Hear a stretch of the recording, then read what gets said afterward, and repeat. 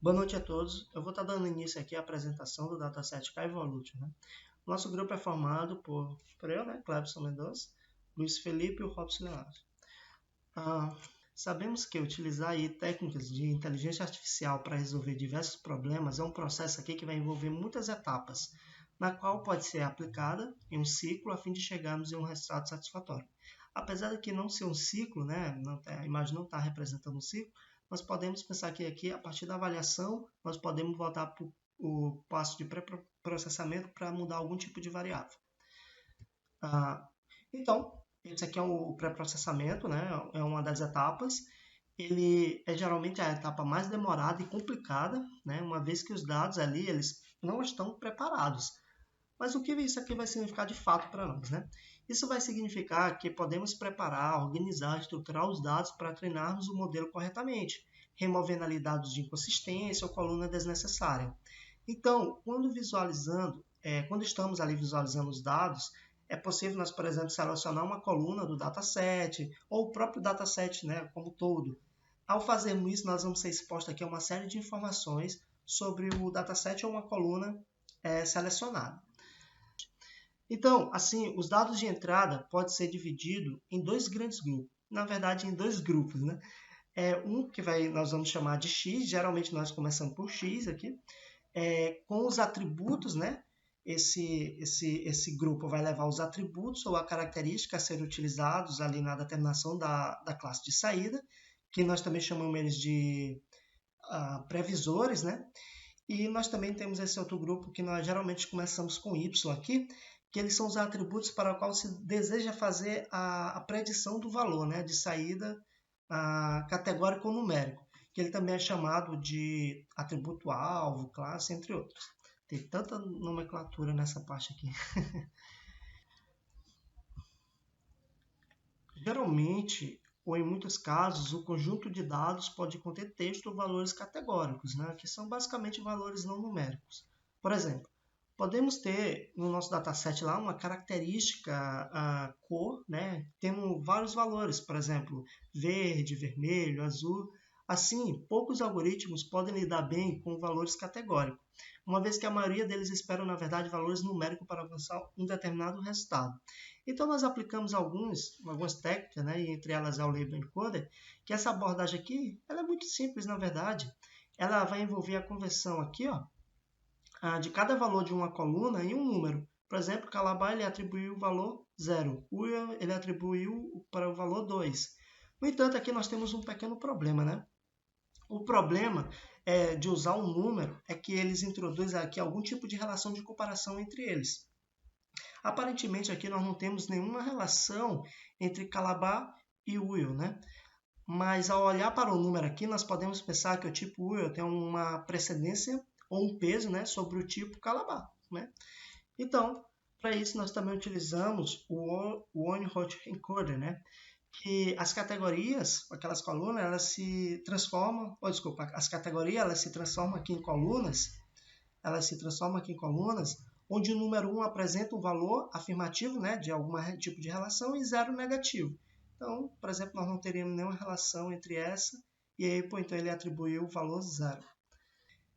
Bem, quando nós estamos nessa parte de pré-processamento, indo ali para a parte de treinar, a ideia central aqui é nós dividir o nosso dataset em duas etapas, em duas partes, na verdade. Uma para treinar, que vai ser onde o aprendizado ocorre, né, com os dados de treino, e o outro para testar, né, e ter uma noção da qualidade de nossas previsões.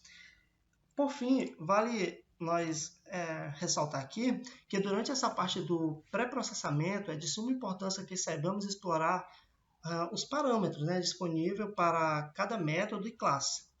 Uma vez que pequenos ajustes naqueles parâmetros, aqui dentro do pré-processamento, pode trazer ganhos, né, nas nossas soluções. Ou seja, se for utilizado de forma errônea, pode trazer resultados não condizentes, né, o que esperávamos. Uma vez que cada dataset também, né, tem suas peculiaridades, assim como cada problema e prováveis soluções. Então, aqui já dentro daquela parte de processamento, nós temos nessa etapa aqui que vai ser criado um modelo, e esse modelo, né, ele foi treinado para reconhecer um determinado tipo de padrões, ou seja, você treina um modelo em um conjunto de dados, né, fornecendo ele um algoritmo ali que pode ser usado para ponderar e aprender sobre esses dados. Então, pode ser utilizado ali diferentes tipos de algoritmos, né, como nós vimos aí em aulas passadas. Então, depois de treinar o modelo, você pode usá-lo ali para ponderar dados que ele não viu antes e fazer previsões sobre esses dados. E também tem uma parte muito importante aqui, que é a avaliação ou validação do modelo, né? Porque durante o processo de criação de um modelo de machine learning, nós precisamos medir a qualidade dele de acordo com o objetivo da tarefa. Então, vai existir aí, diversas métricas, né, matemáticas que nos ajudam a avaliar a capacidade de um erro e acerto dos nossos modelos. Existem aí métricas mais simples, outras mais complexas, algumas que funcionam melhor para determinado dataset ou característica, outras personalizadas, né, de acordo com o objetivo final e por aí vai. Então, nós temos aqui a classificação, né? Essa métrica, elas são utilizadas em tarefa de classificação e a maioria delas pode ser adaptada tanto para classificação binária quanto para múltiplas classes. Nós também temos a acurácia. A acurácia, que ela é uma métrica muito simples comparada aos outros, ela é basicamente um número de acerto, né, de positivos, dividido pelo número total de exemplos. Nós também temos aqui o F1 Score, que ela serve para sabermos se o nosso modelo será efetivo ao receber um dado que ele nunca viu na vida, né? Em geral, quanto maior é o F1 Score, melhor é o modelo. Também nós temos a matriz de confusão, que ela é uma matriz de dimensão 2x2, podendo ser maior dependendo da qualidade de classe que se deseja prever. E uma métrica voltada para o modelo de classificação tem como objetivo aqui nós calcularmos a quantidade de falso positivo e falso negativo, o verdadeiro positivo e o verdadeiro negativo, além de fornecer uma acurácia e sensibilidade, né? Então agora eu vou passar a voz para o Robson, que ele vai apresentar a ideia por trás do nosso dataset. Olá, turma. Boa noite. Então, dando continuidade, né, hoje nós vamos tratar do dataset K. Nós podemos encontrar neste endereço. O título é K, Revelation Database. O criador é Max Buranek. Assim, o dataset K, ele é derivado de um método de decisão hierárquico simples. Este banco ele pode ser útil para testar métodos de indução construtiva, ou seja, descoberta e estrutura. Assim, o modelo de avaliação, ou seja, o dataset, o K, de acordo com as seguintes estruturas de conceito, nós podemos visualizar essa tabela, que temos aceitabilidade de carro, né, preço geral, preço de compra, preço de manutenção, características técnicas, conforto, número de portas, capacidade em termos de pessoas dentro do carro, o tamanho da porta e segurança estimativa do carro. Assim, o modelo ele inclui três conceitos intermediários, ou seja, preço, tecnologia e conforto. Assim, o banco de dados da avaliação de carros, ele foi removido algumas informações, sendo relacionadas somente a algumas entradas, como incluindo compra, manutenção, portas, porta-malas, banks e segurança. Então, como eu havia falado anteriormente, devido à conhecida estrutura do conceito subjacente de banco de dados, pode ser particularmente útil para testar indução construtiva, ou seja, métodos de descoberta e estrutura. Aqui está o número de instâncias, são 1728. Aqui tem algumas atribuições de valores, entre outras informações. Olá, me chamo Luiz Felipe. Eu vou apresentar agora essa parte da implementação do algoritmo de redes neurais, no caso o Multilayer Perceptron, no dataset que foi disponibilizado, que no caso é esse Car Evaluation. Nesse dataset, nós podemos ver aqui, nós temos 7 colunas onde as 6 primeiras vão ser as nossas colunas de previsão e a última vai ser a de classe. Vou mostrar ela melhor aqui no código. Utilizar aqui inicialmente, importar essas bibliotecas aqui, o Panda e o NumPy.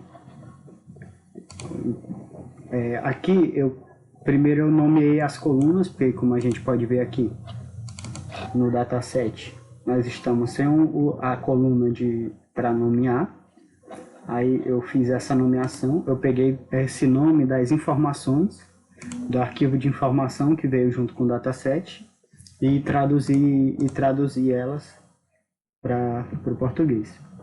Aí eu fiz aqui, eu li o dataset certinho e também eu fiz aqui uma cópia que eu vou utilizar futuramente. Aí eu apresentei aqui só os 10 primeiros itens desse dataset. Podemos observar aqui que nós temos essas 6 colunas aqui iniciais, que elas vão ser as nossas colunas de previsão, as variáveis preditoras. E essa última é a aceitabilidade, que é o que a gente vai querer prever, que vai ser nossa classe. Aqui, o primeiro passo aqui que nós vamos fazer no pré-processamento vai ser observar se existe alguma inconsistência nos dados. A primeira coisa aqui que eu fiz foi verificar se tinha algum valor nulo nas colunas, utilizando esse método SNU aqui do Pandas. A gente pode observar que não há valores nulos, então está tranquilo em questão a valores nulos. E também eu quis observar os valores únicos pelas colunas, para me verificar se não tem algum valor fora do padrão. Quando eu executo aqui, a gente pode observar que tem os valores únicos da coluna preço, custo de manutenção, número de portas, quantidade de pessoas, a capacidade do porta-malas aqui, a segurança e a aceitabilidade. Podemos observar que não existem valores assim fora do padrão, então tudo dentro de um padrão aqui, esses valores. E também vale observar que nós temos aqui o nosso problema desse dataset, que não é exatamente um problema, é algo normal que acontece em muitos datasets, que é a presença de variáveis categóricas. Essas variáveis categóricas, que normalmente quando a gente vai utilizar um modelo de aprendizagem de máquina, a gente é preferível utilizar variáveis numéricas, porque o modelo vai conseguir, a maioria dos modelos só consegue lidar com variáveis numéricas. Existem algumas exceções, mas a maioria só consegue lidar com variáveis numéricas. Então a gente tem que fazer esse tratamento para a gente utilizar no nosso caso, que vai ser a rede neural. Aí a gente pode observar aqui que essas colunas aqui têm valores categóricos. Essa aqui parece ter numérico, mas esse último valor aqui, ele dá uma misturada, então é melhor transformar para numérico também toda essa coluna. E por fim a gente tem aqui a aceitabilidade, que a gente pode observar quais são as possibilidades que a gente tem de previsão. A gente vai poder prever se o veículo, em questão de aceitabilidade, ele vai ser inaceitável, aceitável, muito bom e bom. Aí com isso a gente já tem a ciência de quais são as variáveis, do que a gente está lidando no dataset. A gente pode partir para a divisão entre os previsores e as classes. Aqui para fazer essa divisão, como eu já disse anteriormente, a gente vai fazer essa divisão aqui das 6 primeiras colunas. No caso aqui eu percorro todas as linhas dessas 6 primeiras colunas, vai de 0 até a coluna de índice 5. Ele não entra aqui o 6, porque o 6 vai ser referente ao índice dessa coluna 7. Como é um intervalo, ele não entra o valor que está sendo passado por último aqui. E a gente só vai capturar essas colunas aqui que serão nossas variáveis de predição. Aí com isso aqui eu peguei só os valores e coloquei no array, que é para a gente tratar mais facilmente. E aqui nós também temos as nossas variáveis classe, que vai ser o que a gente vai fazer a previsão. E aqui está só um array com todos os valores de aceitabilidade possível. E agora a gente entra na questão do tratamento dos atributos categóricos. Para a gente fazer esse tratamento, nós vamos utilizar o Label Encoder e o OneHot Encoder, que vai ser mostrado daqui a pouco. Mas inicialmente, o que é que esse Label Encoder faz? Ele é da biblioteca Scalane e a função dele vai ser transformar os valores categóricos em valores numéricos. Para isso, eu pego, aqui tem uma instância desse método em cada coluna, para cada coluna. Eu pego a coluna pelo array e eu atribuo esses novos valores utilizando esse fit transform, que ele vai receber a coluna, vai fazer essa transformação e vai atribuir. Eu vou fazer isso tudo para as outras colunas também, de forma que quando eu executar isso aqui, deixa eu ver. Pronto, agora executou. E agora nós temos um novo array apenas com valores numéricos. A gente pode dar uma olhada melhor aqui no dataset, como é que ele vai ficar. Ele vai substituir o que era categórico por valores numéricos. Essa atribuição de valor que a gente vê aqui, tá 0, 3, 2, 1, ele se dá em ordem alfabética. O 0 vai ser os primeiros e assim por diante. Então ele dá essa atribuição em ordem alfabética. Aqui a gente pode ver os valores únicos por cada coluna, agora com esses valores numéricos. Vou botar aqui. A gente tem aqui agora esses novos valores numéricos. Nós iniciamos aqui com os preços, custo de manutenção, o número de portas, a quantidade de pessoas, porta-malas e segurança. Então, como nós tínhamos 4 valores possíveis, ele vai dar apenas esses 4 aqui, só que agora é transformado para numérico. Então, vai do índice 0 até o 3, quer dizer, vai do valor 0 até o 3 e vai ficar dessa forma. Só que aí a gente entra aqui num problema do que o algoritmo vai aprender. Porque quando a gente passa esses valores, ele pode pensar que tem uma informação que não é verdadeira, porque ele pode pensar que, por exemplo, esse valor aqui, que é 3, ele é mais importante que o valor 0, só que como a gente transformou em ordem alfabética, isso não é realidade, só está em ordem alfabética essa atribuição de valores, não é porque esse aqui é 3 que ele vai ser mais importante que o 0 aqui. Então, para resolver isso, é necessário utilizar o outro método, que é esse OneHot Encoder. Aquele dataset que eu criei lá na frente, que seria esse dataset CAT, que é dataset categórico, que é só para a gente checar os valores que nós tínhamos originalmente. Nós temos esses valores. E o que é que esse OneHot Encoder vai fazer? Ele vai fazer o seguinte: para cada variável que a gente tem diferente, por exemplo, aqui nessa coluna de segurança, ela mostra bem. Ele vai criar uma coluna para cada valor possível. Então, essa coluna LOL aqui, ele vai ter uma coluna específica só para ela, onde se for verdadeiro, vai ser 1, o valor dela vai se dar, da linha vai ser 1, se for falso, o valor vai ser 0. Aí vai ter um para médio, que vai ser 0 para falso e 1 para verdadeiro, e assim por diante. Ele vai fazer isso para todos os valores possíveis dentro desse dataset. Então, aí eu posso chamar aqui da biblioteca também do sklearn o OneHot Encoder e esse Column Transformer. Para que vai servir esse Column Transformer? Ele vai receber o nosso OneHot Encoder que a gente quer fazer e também ele vai receber as colunas que a gente quer aplicar o OneHot Encoder. Por exemplo, se a gente tivesse algumas colunas numéricas, a gente poderia não querer fazer essa transformação.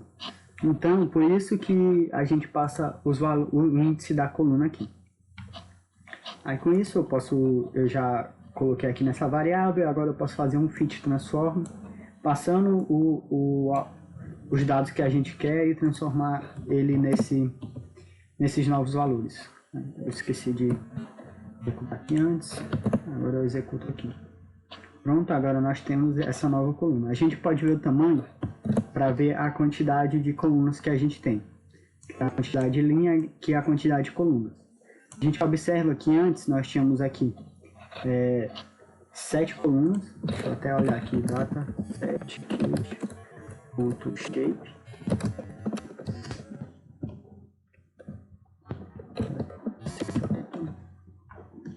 Aqui, ó, 7 colunas. E agora a gente não tem mais essas 7 colunas, a gente tem 21. Vale lembrar que esse valor aqui que eu estou passando não é desse dataset aqui, e sim do resultado do label encoder. O resultado desse label encoder que a gente passa aqui para o One Hot Encoder. Então, com isso a gente já consegue fazer essa separação e a gente já pode agora aplicar no modelo de Machine Learning.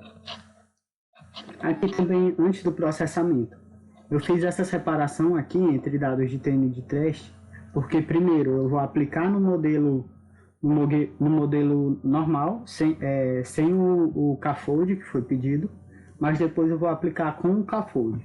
Então, essa separação aqui foi só para mim aplicar inicialmente, nesse primeiro momento aqui no modelo sem o K-fold, mas aqui embaixo eu vou aplicar depois só com o K-fold, sem utilizar essas variáveis aqui. Agora a gente pode partir aqui para a parte de processamento. Bom, vamos falar agora aqui dessa parte de processamento. Aqui, primeiro, eu importei aqui o MLP Classifier, que é o método que aplica a rede neural Multilayer Perceptron do Scalene.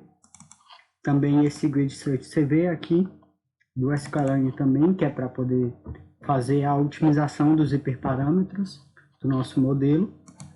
Também o Accuracy, o Classification Report e o Confusion Matrix, que é para a gente fazer o pós-processamento. Esse parâmetro space aqui, ele vai funcionar da seguinte forma, que ele vai ser passado aqui para o Grid Search CV.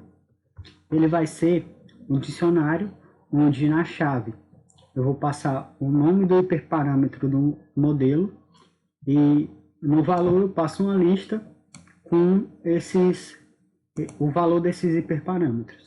Então aqui eu passei 2 valores diferentes que ele vai fazer o teste depois.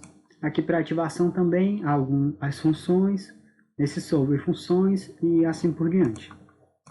Aí eu também aqui eu fiz o import aqui do MLP Model, que vai com o máximo de iterações apenas, e apliquei esse MLP Model e o parâmetro Space e passei aqui para essa instância do Grid Search CV. O que é que ele vai fazer? Ele vai pegar todas as combinações de valores que nós temos aqui e vai testar no nosso dataset. Eu passei aqui esse XCar treinamento, YCar treinamento, que foi separado aqui com Train Test Split. E aqui também fiz o Predict, utilizando também esse CLF do Grid Search CV. Com isso, eu pego aqui nesse Best Parameters, depois que ele fizer todo o teste com todos os valores possíveis aqui de hiperparâmetro, ele vai me retornar qual foram os parâmetros que tiveram uma melhor acurácia. E também a acurácia que a gente teve nesse melhor parâmetro. Eu já tinha executado aqui antes, mas eu vou executar de novo para a gente ver como é que vai ficar isso. Só que ele demora um tempo, então eu vou dar uma pausa. Quando ele executar, eu volto. Bom, terminou de executar. Podemos ver que tem algumas diferenças do resultado anterior. Ele demorou em cerca de 7 minutos, mais ou menos aqui, 7h43 para concluir toda essa execução aqui, então ela demora um pouco. Mas o que eu vou fazer com esse resultado aqui agora é utilizar ele no K-fold. Por quê?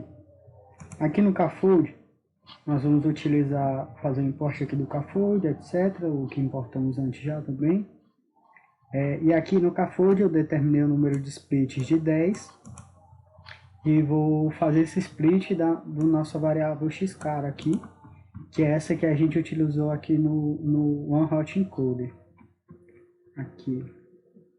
Pronto, que foi determinado aqui nesse One Hot Encoder vai ser a que nós vamos utilizar aqui no K-fold. Aí no CAFOD a gente separa em treino e teste. E agora eu vou utilizar esses valores que a gente determinou aqui antes, dentro desse MLP Classifier aqui. Por quê? Principalmente por causa do tempo de execução disso aqui. Só para esse teste aqui do padrão, do modo padrão, que é só com um modelo, ele já demorou quase 8 minutos. Então, se eu fosse fazer esse grid search, você vê aqui, para todo fold aqui dentro, ia demorar muito mais. Então, por isso, eu optei por fazer isso, de primeiro rodar aqui antes, a gente obtém a acurácia desse modelo aqui no método padrão. Aí eu pego esses valores aqui dos hiperparâmetros que foram otimizados e passo aqui dentro para esse MLP que vai ser utilizado do modo normal. Agora eu vou só substituir aqui os valores. Vou substituir aqui, já está com solver, a função de ativação, learning rate e o adding layer size. Agora a gente pode fazer esse treinamento aqui, utilizando o MLP Model normal. Eu faço fit, passando os dados de treino para cada fold e também os dados de teste de cada fold. Aí por fim eu calculo aqui a acurácia. Para a acurácia eu fiz uma lista, eu vou adicionando aqui todo o valor de acurácia para mim calcular a média ao final. E também tem um Classification Report aqui, que eu vou falar depois, e esse Confusion Matrix aqui. Agora eu vou executar, e quando terminar de executar, eu volto também. Bom, terminou de executar aqui já. Nós podemos observar aqui, tem alguns pontos interessantes aqui do CAFold, que em alguns folds que ele separa, como aqui, ele separa em 10 folds, ele pode ter a ocorrência de números diferentes de classe. Por exemplo, nesse primeiro, 173 atributos, ele só teve uma classe. Nesse aqui, ele já teve duas classes, a matriz de confusão, aqui está de 2 por 2. Aqui nesse terceiro, ele já vem para 3 classes, e a gente tem um warning aqui também, que eu vou falar daqui a pouco sobre esse warning. E aqui tem 2, também tem 3, também tem 2. Aqui a gente já tem um com 4. Aqui também tem 4. Aqui 4 também, aqui 4 também. Aí ele vai calculando a acurácia em cada fold e no final mostra aquela média que eu falei que ia calcular. Sobre esse warning, o que é que acontece? Como eu coloquei esse aviso aqui, que quando ele deu, eu fiz uma pesquisa sobre como é que funcionava esse warning. O que é que ele está dizendo? Ele está dizendo que alguns valores para essa classe não foram previstos porque não estavam no treinamento, mas estavam presentes no teste. O que é que isso quer dizer? Por exemplo, aqui. Nesse caso aqui, nós temos esse very good aqui, que zerou tudo, que ele não conseguiu prever nenhum. Aqui na matriz de confusão a gente vê aqui ó, que ele errou todo, não tem nenhum certo, mas é por causa desse aviso. Ele fala que para o teste não teve nenhuma ocorrência desse caso de very good, dessa classe very good. Mas não, quer dizer, para o teste não, para o treino. Para o treino não teve nenhuma ocorrência da classe very good. Mas para o teste tinha uma ocorrência lá e ele não sabia fazer essa previsão. Por isso que ele zerou tudo aqui, como mostra no aviso, e inclusive ele errou. Então é isso que acontece. É um dado que não foi treinado e quando aparece no teste, para aquele fold em específico, ele não vai saber lidar. É assim que funciona mais ou menos esse aviso. Então foi assim que funcionou para o CAFold. Nós tivemos essa média de acurácia aqui de 89,75. Para o método normal a acurácia foi maior, então ele soube lidar melhor.